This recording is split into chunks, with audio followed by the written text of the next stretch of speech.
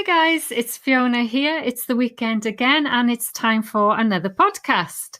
This week I've had a special request and it's from Isabella in Brazil. She contacted me on Instagram and said, can I do the one about why fairy tales are really scary tales? This is an academic reading passage 3 and my goodness, yes, it is probably as difficult as you get. So before we start, there's a blog on my website called IELTS Time Management for the Reading Test. I'll put the link in the comments. And this particular reading uses a lot of these techniques. So remember, you've got just 20 minutes, but it's a really difficult topic, I think.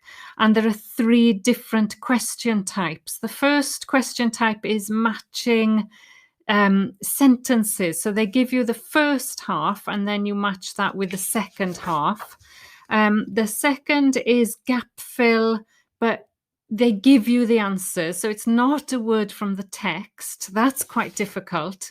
And then the third set of questions is multiple choice. So my goodness, you're dealing with 3 different question types, which aren't all that common, to be honest. So when you look at my time management blog, you'll see, the advice to just get used to that variety of question types. So on the day, you're not panicking when you see that kind of question.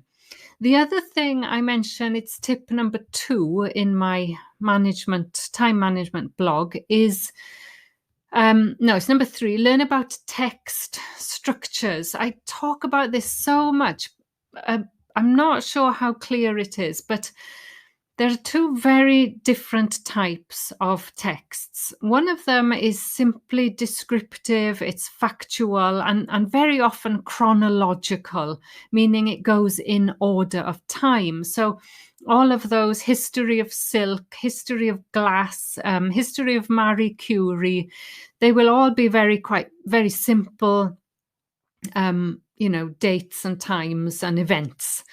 But the type of text we're looking at today, and it's most passage 3 texts, is discursive. It's theoretical and it's based on somebody's idea or theory and the research and evidence to back up that theory. Now, it's very typical what you'll get when you go to university and you have to think critically about concepts or beliefs that are accepted, and you'll have to question them. And this is exactly what the writer does here. Now, tip number 4, 5 on my blog is looking at the title. It's all about using textual clues. The title will usually indicate what type of text you're dealing with, and this title does that. The question, why fairy tales are really scary tales, means it's posing a question. And even the subtitle, another textual clue, says some people think that fairy tales are just stories to amuse children. But their universal appeal may be due to more serious reasons. So immediately we know that we're going to hear the things that people normally think about fairy tales. That will be the background. And then that attitude is going to be challenged or questioned.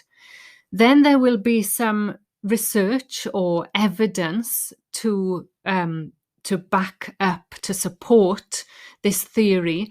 And then other theories will be used to actually disagree with the theory that the writer is putting forward. That is a very typical passage 3.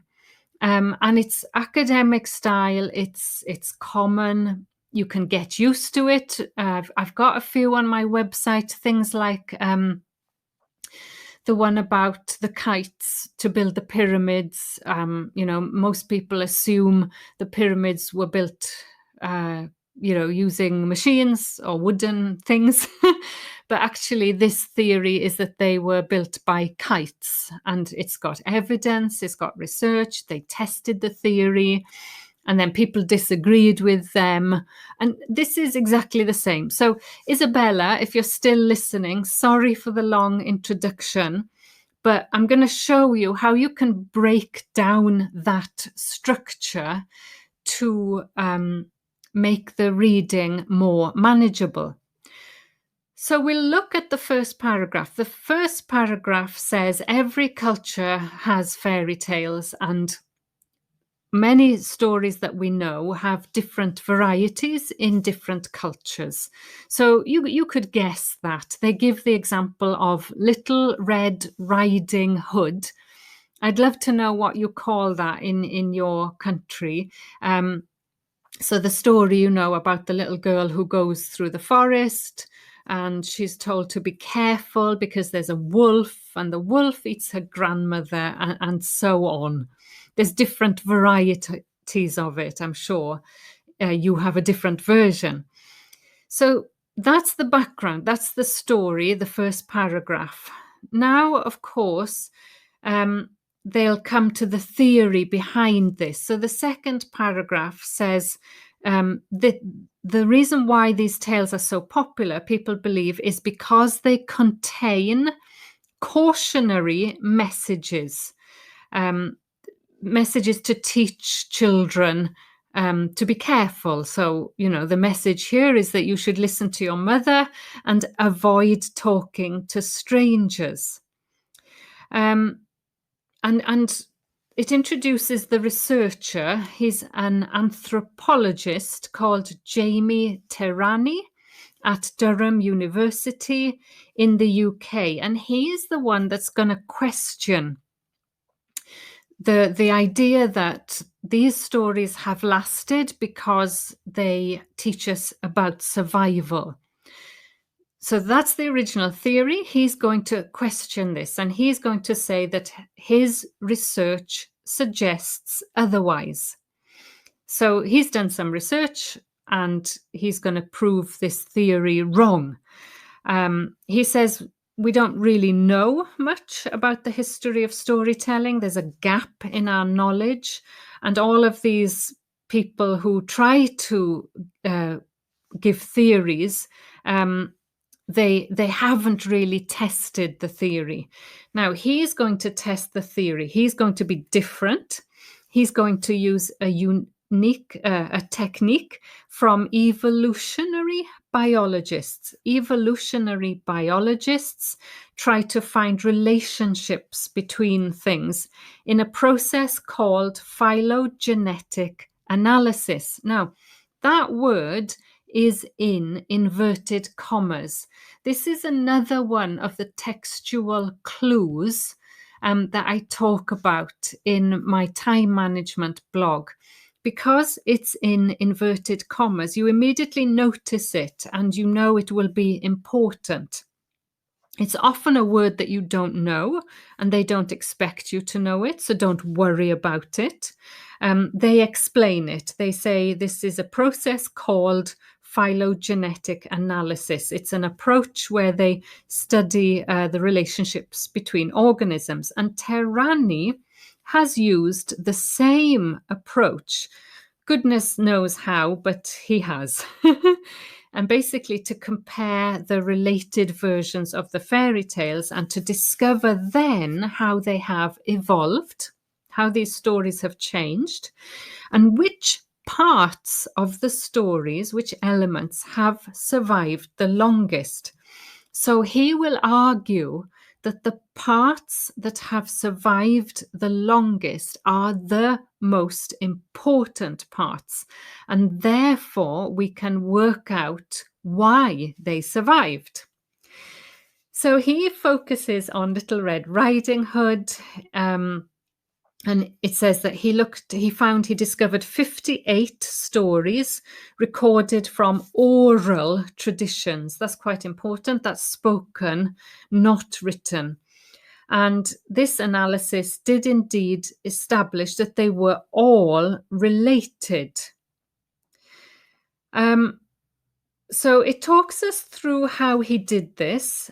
This is the test part of the structure, and it starts with first he tested. And that's common again. That's when they're testing the theory. First, he tested some assumptions about which aspects of the story alter least. So the ones he thinks which stay the same. Now, he questions what other people believe. He says other folklorists believe that the story is more important than the characters, that it doesn't matter if it's a Red Riding Hood, if it's a girl or a boy, or what kind of animal it is. They say that the story is the most important thing. Now comes the big however. However, he found that there was no significant difference in the rate of evolution of the story compared with that of the characters. So he says actually the story changes a lot. The other people said, that the story didn't change, but he said actually, yes, it did. So this means he proved that the central story is not the bit that lasts. Yes, okay. Then it comes to the really big surprise came when he looked at the cautionary elements of the story. So remember this theory that the stories were designed to give a warning, and that's why that they still remain to this day. So he looked at those elements. And he said in his analysis, these elements weren't really important. They were actually quite trivial details, these warnings. And that begs another question then. What is important enough to be reproduced from generation to generation? He asks that question. He said, look, it's not the story, and it's not the characters, and it's not the warning. So the next paragraph, again, first lines here, all of this summary is based on the first lines. The answer, it would appear, is fear. So this is the conclusion from his research. We're nearly at the end of the article. The answer is fear. He says these bloodthirsty, horrible aspects of the story, such as the eating of the grandmother by the wolf, turned out to be the best preserved of all. So the most important part, he thinks, is actually this. The horror of the story has been maintained, even though the other features are not. This is his conclusion. And he gives a reason. His reason for this is that as long as you've got something horrible, like the wolf then says being swallowed by a wolf, and then you cut his stomach open, is so gripping that the story remains popular, no matter who tells it. So that's important because not everybody is a great storyteller. He says it doesn't matter as long as it has this element of horror and fear, and that's what keeps the story alive. That's his theory. Now you've got two people who disagree with him. You've got the capital letters of Jack Zipes, and he is unconvinced by Tehrani's views. He says even if they are gruesome, they won't stick unless they matter. He has another theory. He believes it's the theme of women as victims which makes them relevant. Tehrani disagrees with this because he says in Chinese and Japanese versions, the victim is often a boy, and the villain, the bad person, is often the woman. So Tehrani disagrees with Jack Zipes. The final paragraph is Matthias Clasen, another person at a university in Denmark, says he isn't surprised by Tehrani's findings. He says, okay, habits and morals change, but the things that scare us and the fact that we seek out entertainment that is designed to scare us, those things are constant.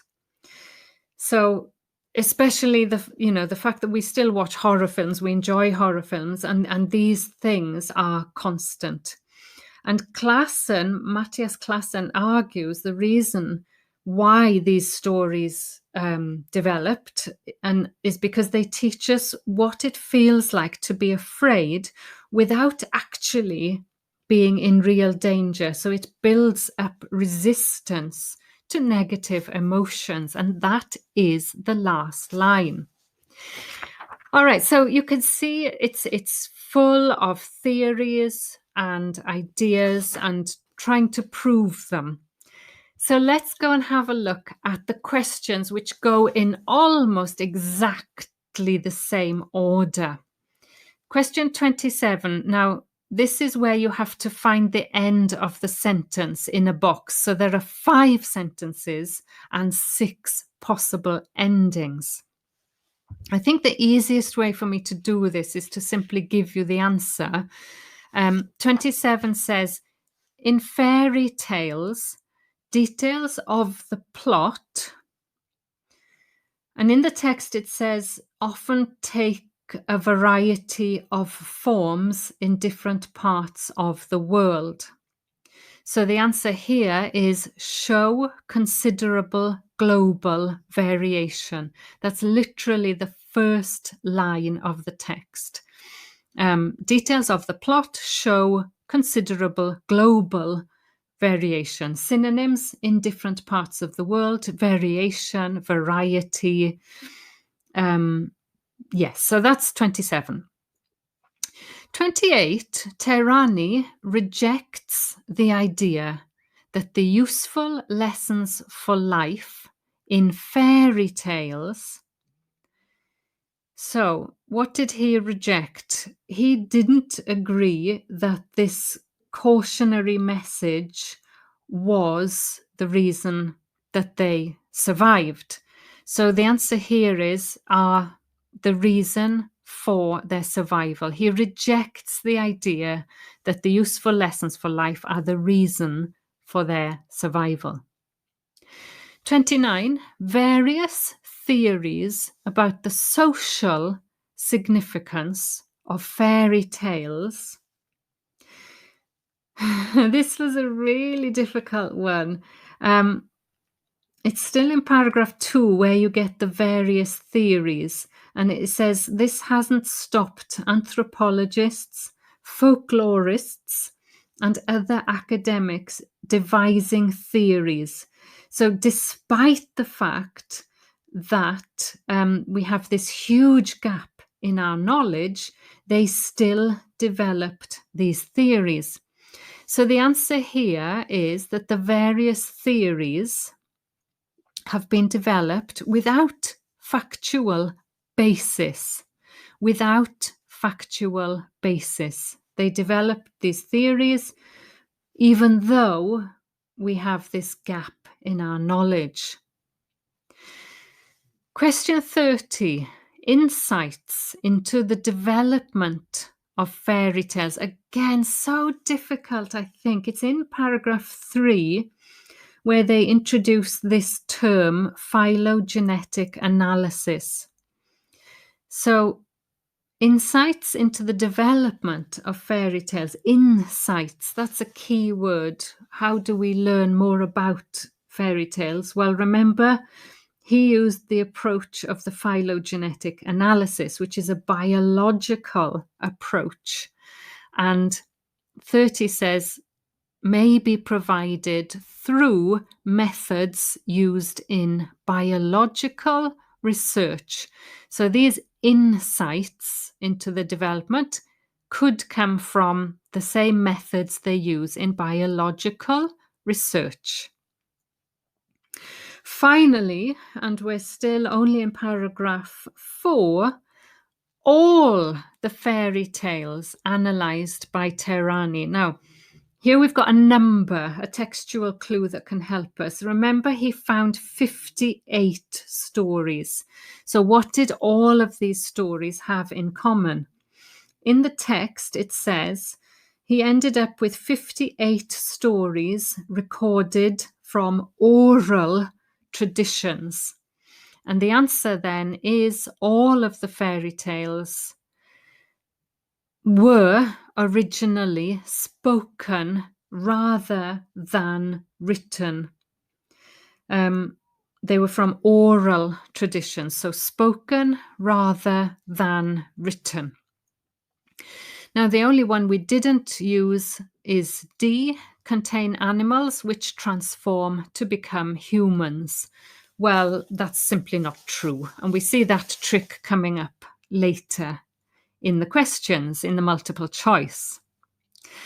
Okay, so yeah, horribly difficult. And the second part doesn't get any easier. The only benefit of the second part is that it's gap fill summary. And it has a title, and the title is Phylogenetic Analysis of Little Red Riding Hood. So you go straight to that term with the inverted commas, and it goes into paragraph 4, where we finished, exactly where we finished. In fact, there's some overlap. It says Tehrani used techniques from evolutionary biology to find out if something existed among 58 stories from around the world. So what did he want to find out about these 58 stories that he could find out using evolutionary biology? Well, evolutionary biology was all about finding relationships between organisms. And he was looking for relationships. He says the analysis established they were indeed related. So that's what he was using it for. So we need to find out if something existed. If they were related, then links existed. He wanted to find out if links, which is letter D from the box of answers. He also wanted to know which aspects of the stories had fewest something. Fewest, meaning the least something. And when you go to paragraph 5, first line, it says he was testing assumptions about which aspects of the story alter least. Which aspects of the story change least. So you're looking for a word meaning changes. And it's a noun and it's countable because fewest tells us it's countable. And the answer in the box is had fewest variations. The synonym is alter least as it evolves. He wanted to know which ones did not change, as he believed these aspects would be the most important ones. Remember, he argued that the things which stayed the same were the most important things, so the ones with the least amount of changes.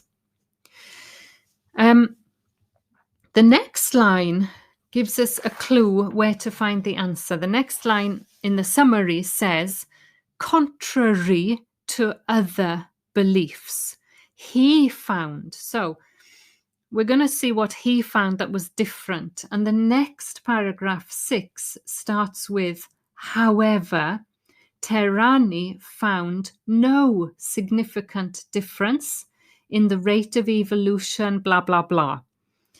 In the summary, it says he found that something that were included in a story tended to change over time. So we need to find out what he found, what changed. And he says certain episodes are very stable because they are crucial to the story, but there are lots of other details that can evolve quite freely. So there are other details in the story that evolve, other incidents, and that's what we're looking for, incidents. And in the box, the synonym is events. So he found that some events tended to change over time. Again, contrary to what other people said. They said the story always stayed the same. He was also surprised. So we're looking at what else surprised him, and that's the next paragraph. But the really big surprise came when he looked at the cautionary elements of the story. The cautionary elements, that's the warning elements. So he was also surprised that parts of a story which seemed to provide some sort of something were unimportant. So remember what the theories were? They said that this warning sign was the most important, but he found actually they were trivial. Trivial meaning unimportant. So the answer for 35 is C. The warning actually was trivial details, unimportant. And finally, the aspect that he found most important in a story's survival was what? So remember that paragraph, I think we're down to 7, where he says the answer, it would appear, is fear. Bloodthirsty and gruesome aspects were the best preserved of all. So we need a synonym for this horrible aspect of the story which survives. And in the box, we've got the answer horror, which is answer G. So yes, Isabella, I totally feel your pain. I looked at the answers for this before I started. I know I shouldn't, but gosh, so hard. Okay, yeah, that's a good time management technique. Just look at the answers. All right, so we've moved on now to the last 4 questions, and they are multiple choice. I often find in multiple choice that there is an overlap. It kind of gives you a quick answer. Look at this one. What method did Jamie Terrani use to test his ideas about fairy tales? What method did he use? Well, we know now what method he used, but let's look at the choices.